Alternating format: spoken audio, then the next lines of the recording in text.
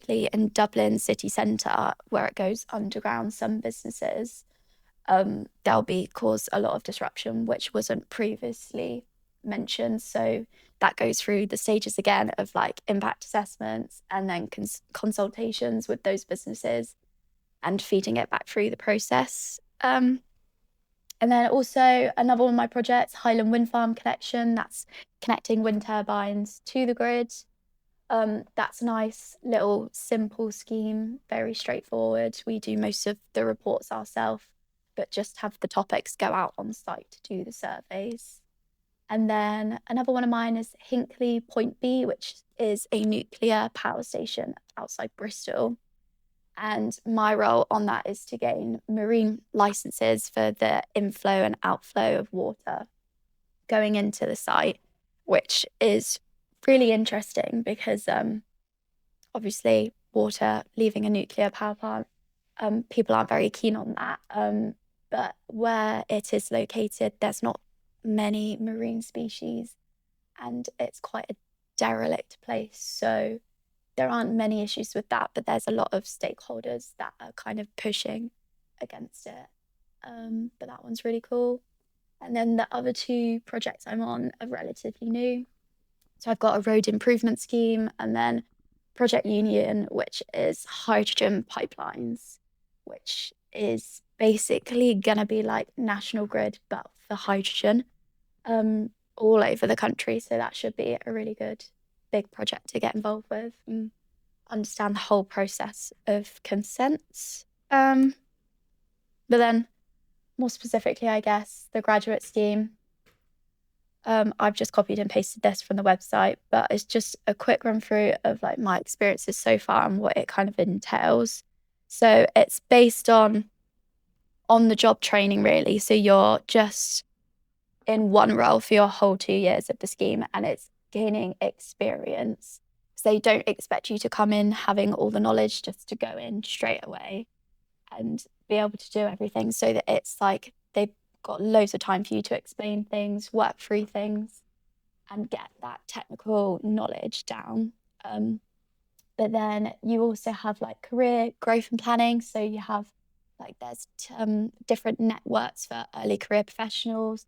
So you can network and go to different events and that, and you can like plan where you want to go with your career. Like if you want to go towards like professional memberships or chartership, then they're really keen on that and will definitely push you towards that. And then you've got core skills development, like soft skills, where you have like graduate days together, which is really nice because you're scattered all over the country. You can meet up in various offices and yeah, you just kind of focus on different topics. So we've had one on client skills, we've had one on like finance and that, which was not very relevant to my graduate scheme, but was interesting. But it's a nice way to get to meet everyone, and you kind of have like a little network of people at the same stage in their career as you. And it's nice to know that everyone else is kind of stressing or not about different things. So yeah, that's really good. And it's nice to travel around the country as well and see the other offices. Yeah, and then the last one is professional networking and mentoring. So yeah, like I said, there's different network groups you can go through, or with mentoring as well. They help you towards chartership or just with like general abilities in the workplace. So like public speaking, or you've got like there's what are they called? There's loads of different like finance tools to use and stuff if you want to get into like more project management side, and they can mentor you on that and do like different training sessions. So yeah, overall it's I've only been a part of it 7 months, but it's good so far. It's quite chilled. They don't expect too much of you, but it's a really nice way to learn and learn from experienced people in the team who have got the time of day to talk to you about any issues or get you more involved in different things. So yeah, I think yeah, that is the end. Any questions? And so yeah, we're free to any questions now if you'd like to hang about a bit later on to ask something more personal, possibly any other questions, then you're more than welcome to do that. But if anyone has any questions now that they want to ask, please go ahead. Sure. Just wondered, so at university, were you more of a human geographer or a physical geographer or a bit of both? Because I mean, I'm looking at that. There's obviously a lot of elements of physical geography.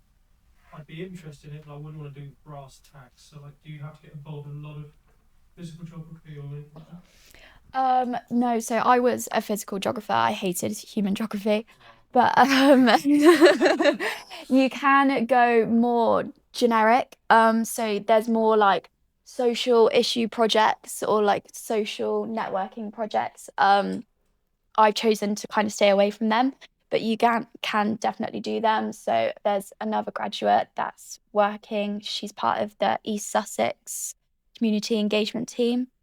There's it's not really like specifically geography related, but they do like a lot of career days, employability talks, or like networking events, volunteering events for the communities, and like she gets to go out on site a lot, to be honest, and visiting like little district councils or parish councils, and yeah, kind of like boosting up their image as a county, I guess.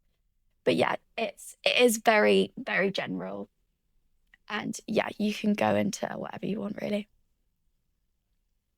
In terms of like the application process for the WSP, did you find having to find the process or like having taken a bit of time after uni, did you find that experiences you gained from that Yeah. helped you apply? Yes, well, I think I had like a big Excel sheet of jobs I applied to. I think there was something like 100 jobs. I started applying in my third year and I just found it really intense. They were kind of like rush applications. Like I wasn't really putting much thought into it. And I got a couple of interviews out of it, which was like beneficial to like know what other people were getting up to when they were interviewing as well, because some of them were groups. But it was like good experience to get under your belt, like a couple of rubbish ones before you go for one you actually want. I do think taking that time out was quite beneficial to me to like actually research, look into it, and put some more time into it. It's a very long process. I don't know if you've any of you have started applying yet, but there's loads of different stages. WSP was one of the easiest ones I found. There was like an initial one where you sent off like a cover letter, blah blah blah, and then there was like a personality quiz, which was basically just like loads of games to see if you'd fit in with like the core morals and whatever of WSP as a business. And then after that, I had like a more technical one, which was surround. It was based on environment impact assessments, but I'd done a module at it at uni, and I kind of just used that. It was very much you could Google it and write an answer and submit it, and everyone that I spoke to on my interview day had passed that session. So I guess it was kind of a way of fishing people out that had just applied to it for the sake of it. But the final stage was the most intense. I had a graduate day in London, and there was like 15 of us, and we had a group interview with like three people where they just asked you just random questions, to be honest. Like it would be like business-based questions about WSP. I think one of them was like, what does WSP stand for? And I was like, thank God I don't have that, because I had no idea and still don't. Um, and then yeah, they would ask you more technical based questions, but they're still like kind of high level in general. It's just making sure that you do have an interest in like this specific career.